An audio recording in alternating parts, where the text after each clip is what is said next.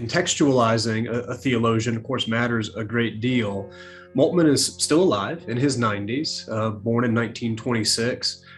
He is, and this is fairly unquestioned now, I mean, right up there in the top 5 most significant 20th and 21st century Protestant theologians, and probably just theologians in general. So who is he? You know, he's born in the 1920s, which means he's a child when the Third Reich, when Hitler comes to power in Germany. He's very clear in his biography that this was massively shaping for him. He was a member of the Hitler Youth, and as a lot of sociologists have observed about being a young German in that time and place, there wasn't a lot of alternatives to that. It was a time of sweeping nationalism, incredibly powerful propaganda. Moltmann's Christianity, if it could be talked about at all, growing up, was very nominal, very cultural, functionally non-existent. He says he knew a lot more about, you know, Friedrich Nietzsche, he says, than he did about Christianity. And so that's his context, and doesn't sound, when I say it like that, as though that person's going to be one of the top 5 most significant Protestant theologians of the 20th century. It certainly is not the way we expect that story to start. But he, like a lot of German young men, is swept up in kind of nationalist desire to foreground the interest of Germany after World War I, and he is a soldier, serves as a soldier under the Third Reich.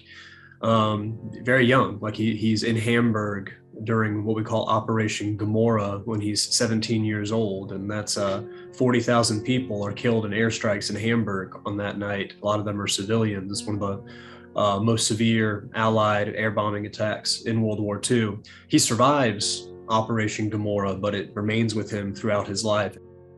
One thing leads to another. By the age of 19, he's captured by Allied forces, put in a POW camp. His friends have been killed. He's been captured. He feels immense shame and guilt. But that was really nothing compared to what he would feel as the Allied soldiers and as the world at large comes to learn about the Holocaust.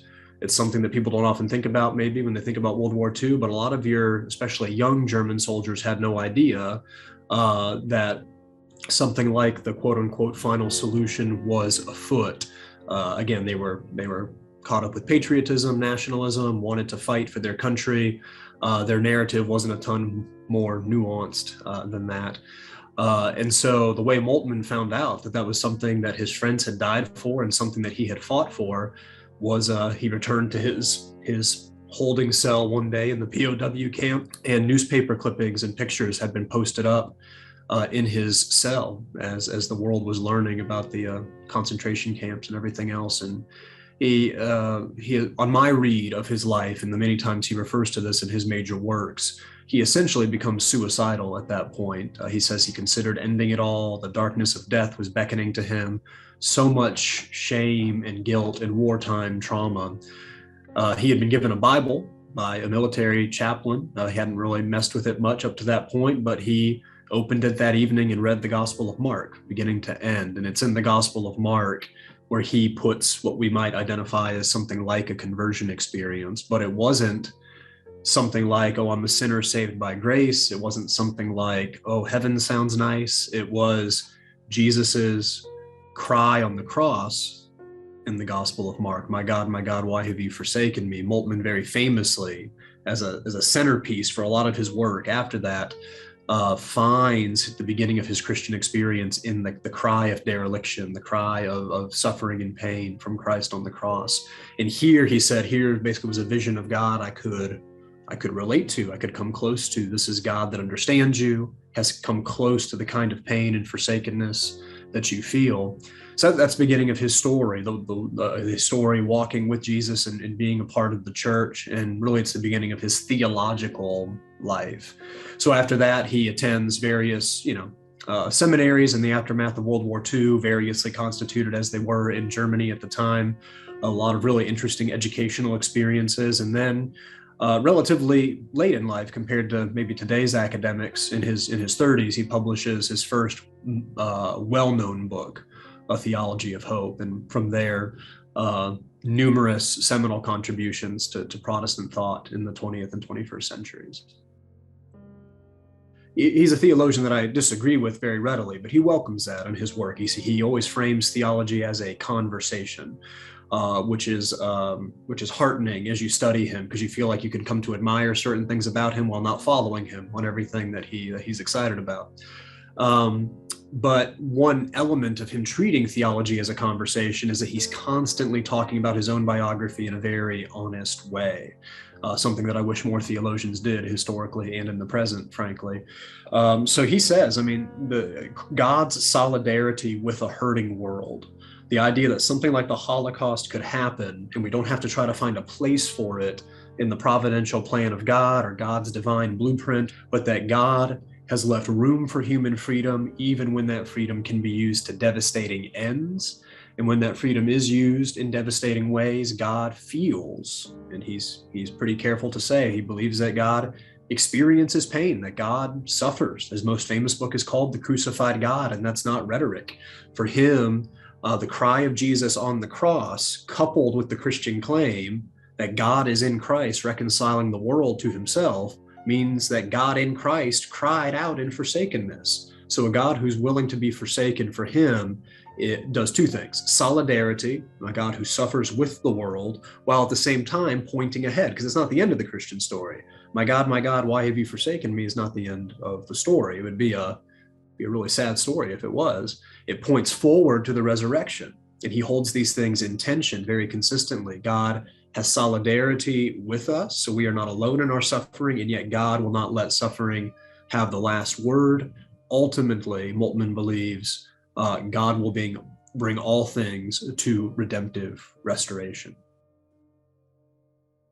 Moltmann is a universalist, and of course, universalism continues to be a minority witness throughout the theological history of the Christian church, but it has been there and has been around, and it's probably a bit more prevalent, or at least a little bit of a safer position to hold in the contemporary church. And so Moltmann propounds universalism with a lot of what I call stridence. He's pretty humble, like I said. He refers to theology as a conversation.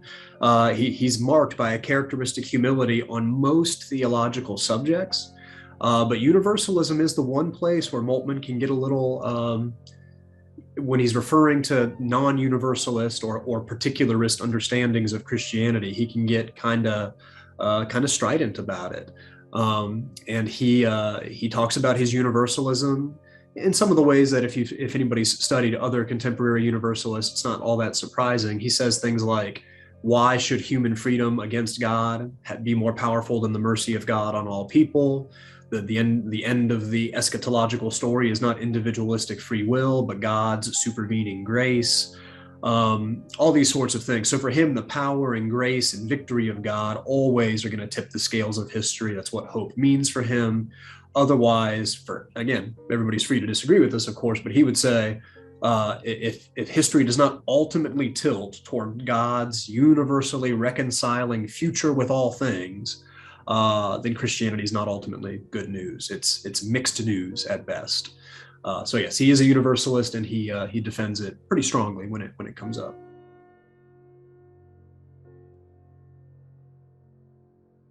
The willingness to present one's own biography alongside one's theology, for a professional theologian to not treat their personal life as like this thing that they push aside and forget about or ignore, but for them to treat it as something that they're in living dialogue with.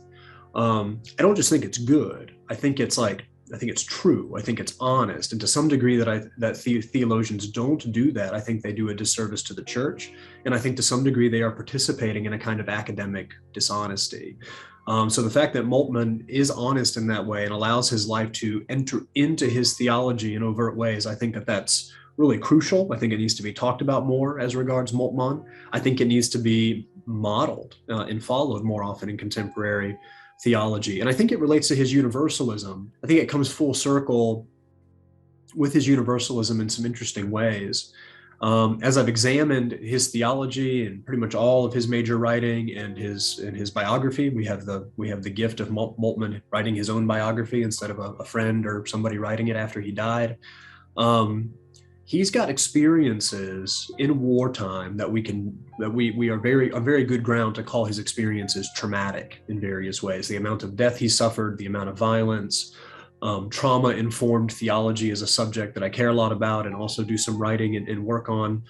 And I do think his trauma, his traumatization from war, to the death of his friends, the guilt he feels over the Holocaust, that those things he gives pretty clear indications that those things are at the fountainhead, or at the root of his very aggressive defense of his universalism. Which means to some degree his universalism grows out of his biography and grows out of his trauma in a really organic way. I think actually I theorize in some of my writing that this is why he's more dogmatic about universalism than pretty much about anything else, is because it's not coming from just, oh, I'm putting some things together intellectually. It comes from a wounded heart and a wounded psyche. It doesn't mean it makes it any more or less acceptable to different people who are going to argue about it and debate it. Rather, what I'm highlighting is it's an example of the really crucial ways in which our experiences form our theology and what we think about God, and pretending that doesn't happen and refusing to pay attention to that, again, can make theology sort of a dishonest exercise. And so the fact that Moltmann is so clear about that, so willingly human throughout his theological work, I think is, no matter how much he's disagreed with by various quarters, I think it's commendable.